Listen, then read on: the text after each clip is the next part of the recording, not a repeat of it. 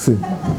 A pessoa morre e a alma sobe e essa alma, a alma está cheia de pecados, ela está impura, tá? E como que ela só vai se aprimorar se ela voltar, ou lá em cima tem um sistema de limpeza entre... Isso depende muito do que tipo de falha. Ou seja, isso é uma pergunta importante. Nós devemos saber o seguinte: o máximo de tempo que pode ficar no purgatório, chamado inferno, o máximo. Purgatório é inferno ou inferno, purgatório e o... Tem 3 fases? Não, que eu acho que é a mesma coisa, não conheço a diferença. Tá. O que é chamado no inglês hell? Aqui a gente tenta evitar essa palavra hell porque não soa bem. De qualquer jeito, o máximo de tempo que eles alugam um quarto no hell é 12 meses. Não pode ficar mais de 12 meses. Agora, daqui vem o motivo que Kaddish somente falamos só 11 meses. Porque jamais que qualquer um de nós vai falar que o pai dele ou a mãe dele é o pior que pode ser, que por isso precisa de 12 meses. Por isso a gente dá um desconto. Em respeito, você fala só 11 meses para dizer, olha, não, tudo isso aqui não. Agora, só que para entrar no inferno tem uma lista de espera. Não é qualquer um que entra tão rápido. Isso não é brincadeira. As almas muitas vezes vagam e procuram um tikkun, um conserto, e somente depois que eles consertaram, eles entram para o último polimento que está no inferno. Uma grande parte é Gilgulim. Uma grande parte é Gilgulim. Não, ou seja, a alma sobe e fala, veja bem, meu amigo, você foi boa gente, mas não tá, o trabalho não está feito. Tá bom, eu falo, posso entrar e ser atendido no inferno? Ainda não. Inferno ainda vem vindo. Primeira coisa, desce lá embaixo e continua o teu trabalho. Ou seja, inferno é a última etapa. Agora, tem pessoas que têm muito medo do inferno. Tem coisa muito pior do que o inferno. Tem coisa muito pior. Ou seja, quando se entra no inferno já significa, segundo o Kabbalah, obviamente. Tem muitos, ou seja, aqui, quando se quer falar a pior coisa, acabamos de ver que todos os problemas do Jó, 70 anos não chegam, mas o Gilgulim é antes do... Então, depois que ela passa por isso, daí ela quando ela sai do inferno, vamos supor, ela tem autorização para voltar, é isso?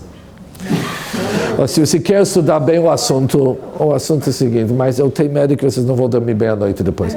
Ou seja, o assunto funciona o seguinte: tem várias etapas antes do Gehenom. Tem um conceito chamado Kaf Hakela.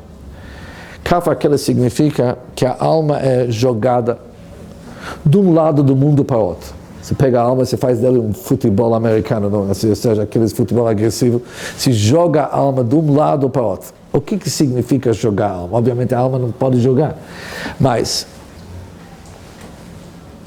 só para a gente ter uma ideia. No Gan Eden, o que as pessoas fazem no Gan Eden?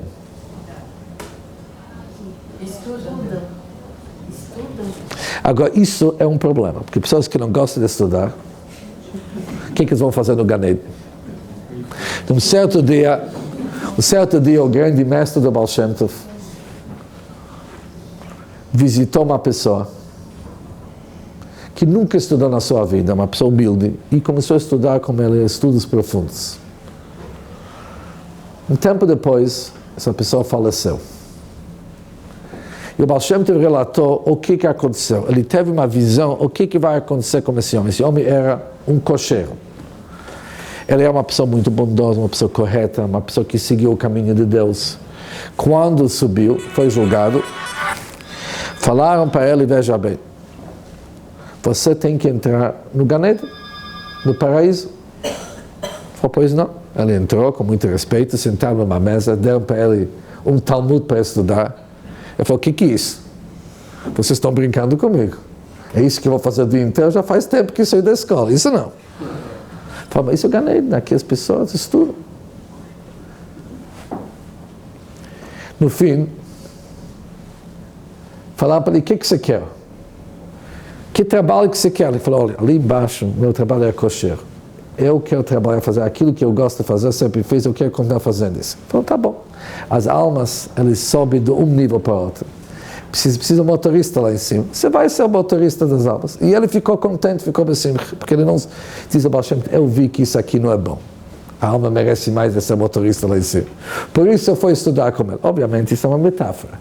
O estudo do Gan Eden não é para adquirir conhecimento. Através do estudo, as pessoas se conectam com Deus diferente, usando a linguagem do Maimônides. O estudo leva a uma forma de enxergar Deus, enxergar as coisas diferentes. Isso aqui é a recompensa do Gan Eden. Mas, para fazer isso, a pessoa tem que ser preparada. É interessante que no Talmud tem um lugar que diz que a Yeshiva lá em cima teve uma discussão com Deus, no estudo. E foram perguntar aqui embaixo, para os Talmidei Chachamim, para as pessoas sábias, para eles decidirem quem está certo, Deus ou a Yeshiva. Obviamente, isso é uma metáfora. Mas, pouco que nós conhecemos aqui tem lá em cima. Sim. Sim. Uma alma que é judia, ela pode reencarnar em outra encarnação, em alma goi, se converter e virar judia de novo? Ou o inverso, um cara que é goi, que nunca viu o judaísmo, em outra encarnação... O alma do Meid pode se reencarnar num goi. Oi? Isso pode acontecer. Pode. Mas como, ou seja, quando um convertido, que tipo de alma que ele ganha, isso é uma história. Ou seja, aqui ele precisa do nefesh, aqui tem uma conta como isso acontece. De alguém, tem uma conta matemática aqui, como que ele faz, que tipos de almas que eles ganham, mas eu não lembro. Mas quem se converte não recebe mais uma alma? Mas recebe de onde? Hã? Ou seja, recebe...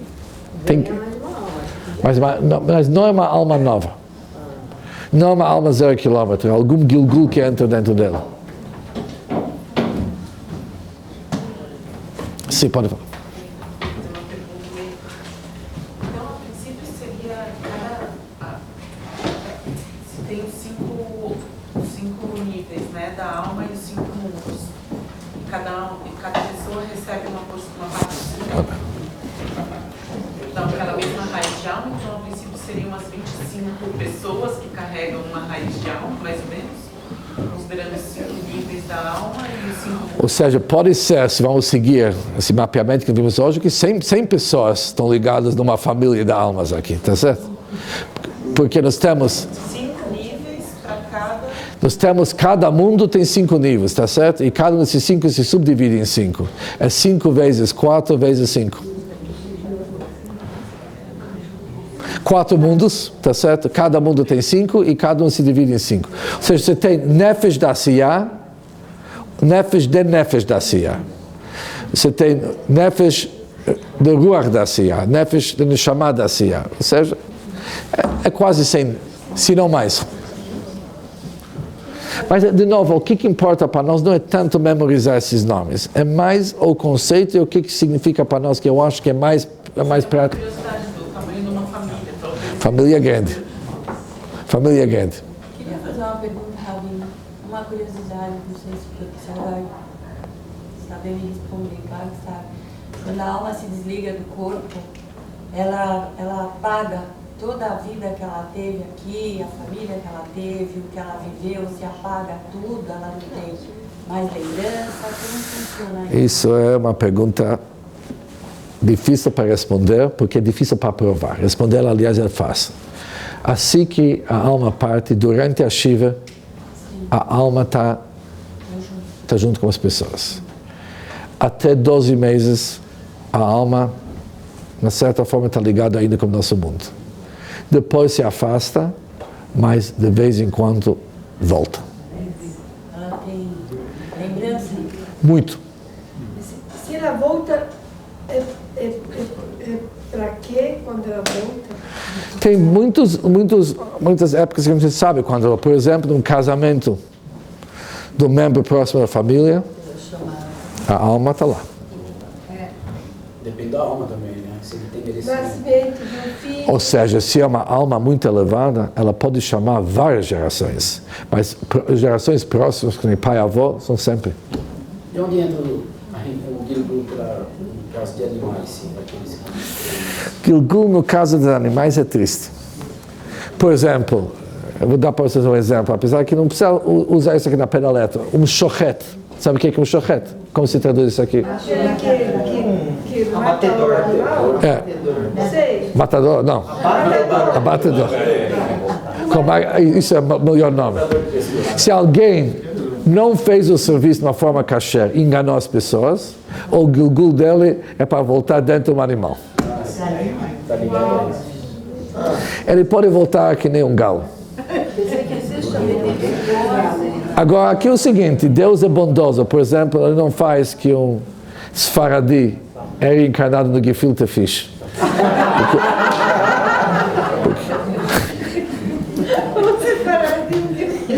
Isso não acontece. Tudo tem uma certa matemática.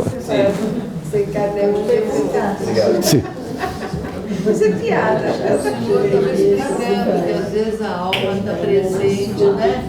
Traga um par na hora do casamento, ou quando às vezes ela é invocada, enfim, a alma familiar.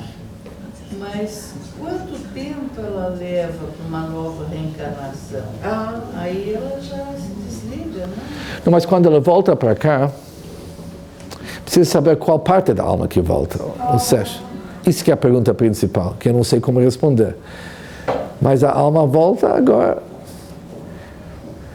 Olha, o que nós encontramos, por exemplo, se olhamos no casamento do último Rebbe do Chabad?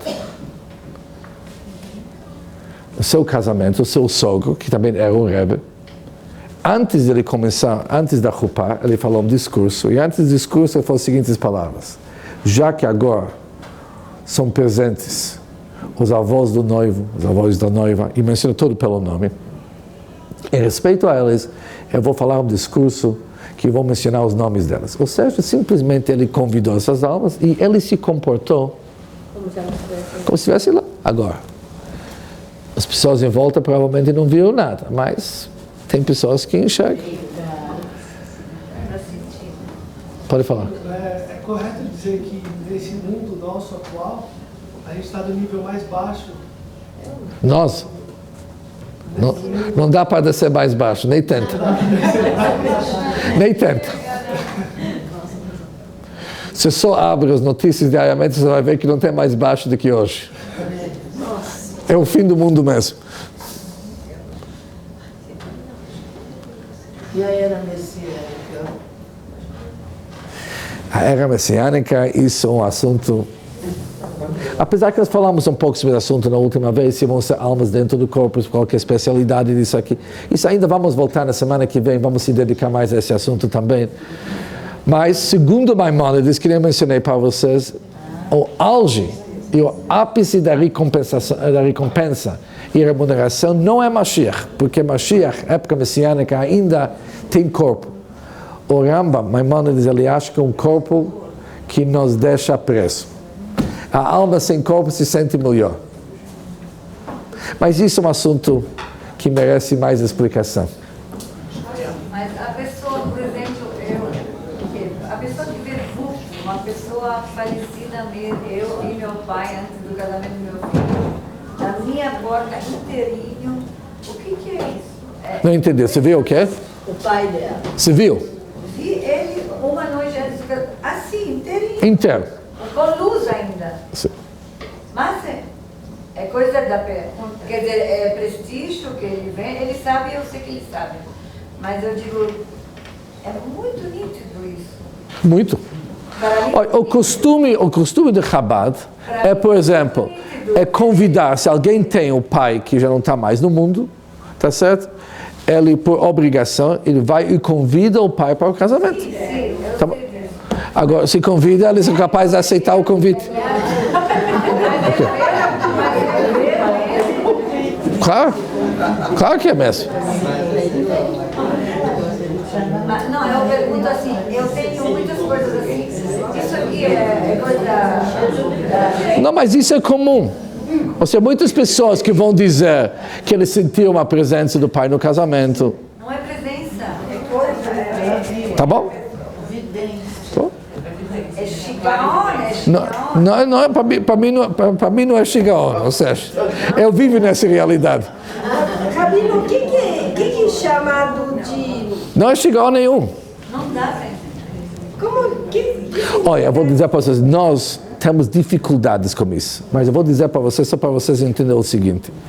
Tem um costume antigo do Chabad, bem antigo, que quando convida o Rebbe para subir e receber aquele aliyah, chamado Sefer Torah, uma vez por ano, se chama o último Rebbe, e como o Rebbe que veio antes dele, que já não está mais nesse mundo. Ou seja, se fala em voz alta, vamos convidar agora tal Rebbe, que já faz 50 anos que está no outro mundo, junto com esse Rebbe que está aqui, para ele ambos subir e fazer uma brachá no Sefer Torah. O que as pessoas viram? Eu ouvi isso aqui muitas vezes. Se ouvi, como que o Rebbe ia um pouco de um lado. Ele não andava no meio, ele deu espaço para alguém ir junto com ele, porque tem mais alguém andando. Agora, vários costumes, o Rebbe fez diferente, já que estava na presença de mais alguém. Ou seja, se comportou não como se tivesse. Estando lá. Agora, as pessoas em volta não têm essa forma de ver. O que é esses tempos? São duas perguntas. O que é chamado de alma gêmea? E a outra pergunta, haveria possibilidade de o teu nefesh ir para um lugar, o teu ruach ir para outro lugar, e o Neshama ir para outra... Vimos o caso do Adam Rishon, não foi assim? Certo. O nefesh para um lugar, o ruach para outro, o Neshama para outro. Tá. Isso significaria almas gêmeas? Talvez esse sacrifício. Pode ser, não sei, não conheço. Ou seja, esse termo alma gêmea, termo alma gêmea, não encontrei aqui no livro, por isso eu não sei. Ou seja, eu não encontrei isso no Kabbalah, esse termo. Aquela alma que você encontra e parece que já tem uma grande... Então, a boa notícia é o seguinte, mulheres sofrem muito menos de Gilgulim. Reencarnações para mulheres é muito menos do que para homens. Muito menos. Eu diria um lugar que elas não precisariam fazer o Gilgul, mas podem... Eles voltam por causa dos maridos. Mas com cultura, podem ir lá ajudar. Ok? A maioria dos casos volta para ajudar os maridos. Assim você estudou? Mas a vida dos maridos, normalmente, é mais breve do que a dos homens. É mais comum ver mulheres viúvas do que homens. Sim. Talvez. Agora, essa parte eu não quero falar, porque dizer que eu entendo isso que eu não vou dizer. É comum, é uma coisa simples, é estatística. Eu não sei como responder isso aqui. Não sei. Rabino, sobre a alma gêmea, você pode considerar como, não só como uma pessoa com quem se casou, Pachert. Ou um sócio, um amigo, que tem uma certa afinidade, vamos dizer. Pode ser, ou seja, pode ser que está ligado com Gilgulim, mas eu não sei. Pode ser que eles se deram bem, mas não necessariamente é um Gilgul.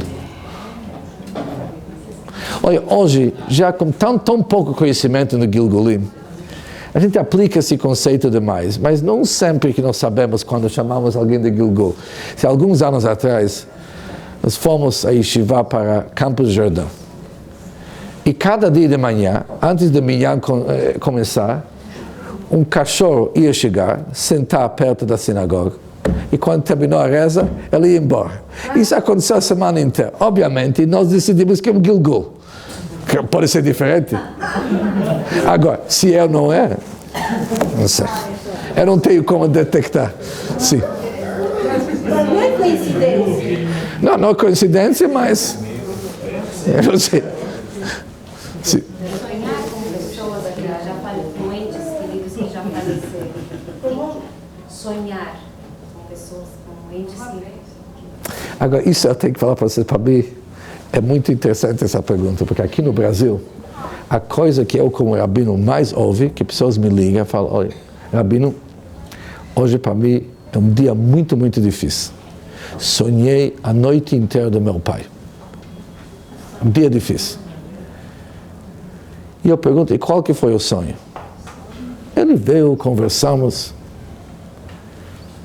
Olha, a forma que eu vejo isso aqui, para mim, quando eu sonho com meu pai, eu fico muito besimcha no próximo dia. Fico muito alegre. Eu não vejo isso aqui um assunto para a pessoa se preocupar. Agora, é a melhor coisa que pode acontecer. Agora, só que aqui as pessoas se preocupam, não sei porquê, talvez a coisa popular que as pessoas da rua acham que isso aqui é tipo um...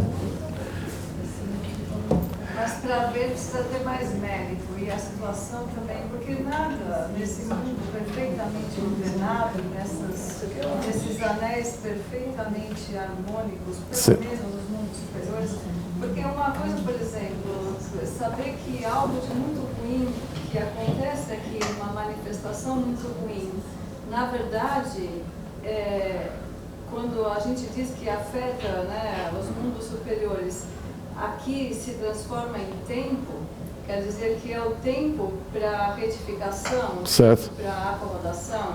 Certo, está certo. Ao mesmo tempo em que nesse tempo isso acontece, também acontecem todas as matanças e todas as coisas que a gente vê. E que isso também afeta os níveis superiores. Então, a gente, por uma mitzvah, afeta e pelo terror também afeta. Agora, isso é um grande estudo aqui nesse livro que está na minha frente, que muitas vezes Deus fala para a alma, veja bem, você já aprontou mais do que suficiente.